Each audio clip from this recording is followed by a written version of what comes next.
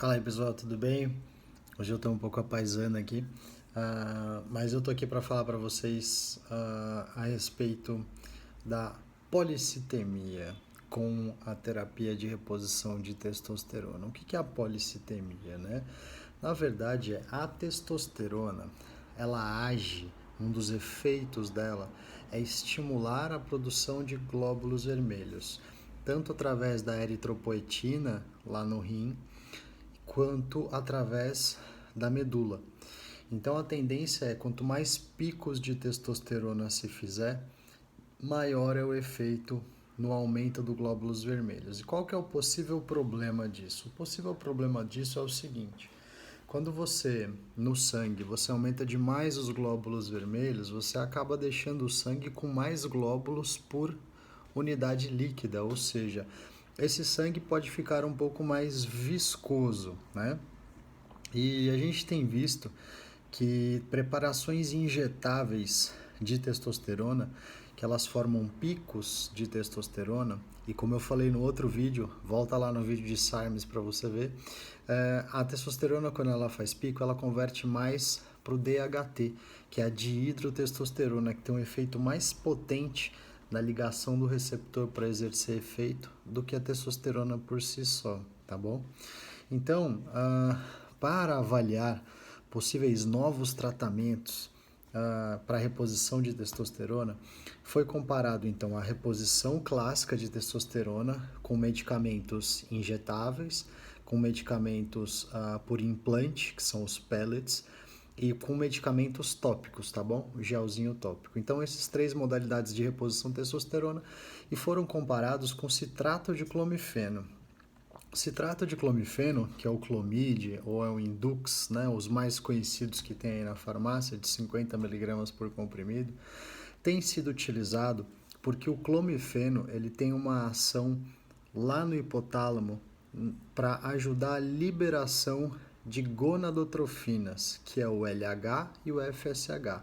As gonadotrofinas são gonadotrofos, né? Ou seja, tem trofismo pela gônada.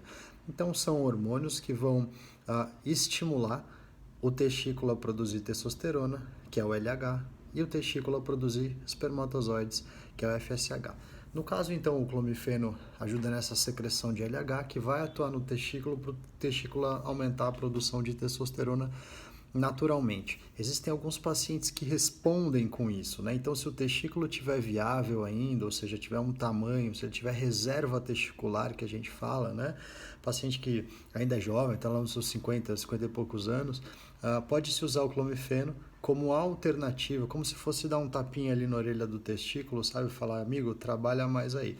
E boa parte dos pacientes, tem uns estudos muito legais que dizem que mais de 50% dos pacientes melhoram dos sintomas só com clomifeno. Então eles fizeram um estudo multicêntrico para avaliar mais de 150 pessoas de um lado com a reposição de testo e mais de 150 pessoas do outro lado para avaliar o clomifeno comparativamente, tá bom? Então, ambas as intervenções, se eu repuser a testo aumentou um delta de mais ou menos 300%. Né? Nos dois grupos, não houve tanta diferença entre os dois, tá bom? Um foi perto de 330, o outro foi por volta de 360. Mas, com relação ao que a gente iniciou falando no vídeo, que é a policitemia, ou seja, as testosteronas, elas tendem a aumentar quanto mais pico ela der, quando você administrar, maior é a tendência de formar DHT. E lembra que eu falei para você que a DHT é quem estimula mais a eritropoiese, né? Ou seja, a geração de novas células vermelhas? Então, o nível de células vermelhas que aumentou, ou seja, a porcentagem de pacientes que tiveram o hematócrito, né, a concentração de eritrócitos, né, de células vermelhas no sangue, foi de 11%, enquanto que no grupo clomifeno foi de 1,7%, tá bom? Então, se a gente comparar no grupo, nas pessoas que tiveram essa policitemia, 19% foi pela via intramuscular, ou seja, intramuscular faz pico, mesmo que faça deposição no músculo, faz pico de testosterona, faz pico de DHT, aumenta bastante o hematócrito. Os pellets, porque eles liberam, né, eles não começam a ser degradados um, depois o outro, depois o outro. Eles começam todos ao mesmo tempo. Então, eventualmente no começo essa concentração pode aumentar um pouco mais mesmo, tá bom? Embora a liberação seja constante. Então foi de 12,5. Então intramuscular 19, os pellets 12,5 e o transdérmico, que é o gel, foi de 5,4, tá bom? É por isso, né, que as medicações tópicas, então o gel ou hidroalcoólico ou numa base oleosa, ele tem sido mais utilizado atualmente. A tendência é que se utilize mais esse tipo e não o tipo que faz picos, como por exemplo os injetáveis, exceto os de longa duração, como a Nebido, por exemplo, tá bom? Então, comparando a reposição de testo com testo e a reposição de testosterona com clomifeno, que na verdade não é reposição de testosterona, é um medicamento que ajuda na estimulação do testículo a produzir testosterona. Comparando os dois, o clomifeno foi muito mais seguro em não gerar o aumento das células vermelhas e não colocar a policitemia. Então, talvez para frente aí, já tem vários trabalhos falando isso, a reposição combinada, né, de medicamentos transdérmicos associados ao clomifeno, a gente pode evitar esse efeito colateral que era bastante visto, bastante comum nas testosteronas em preparações injetáveis e de mais curta duração, tá bom?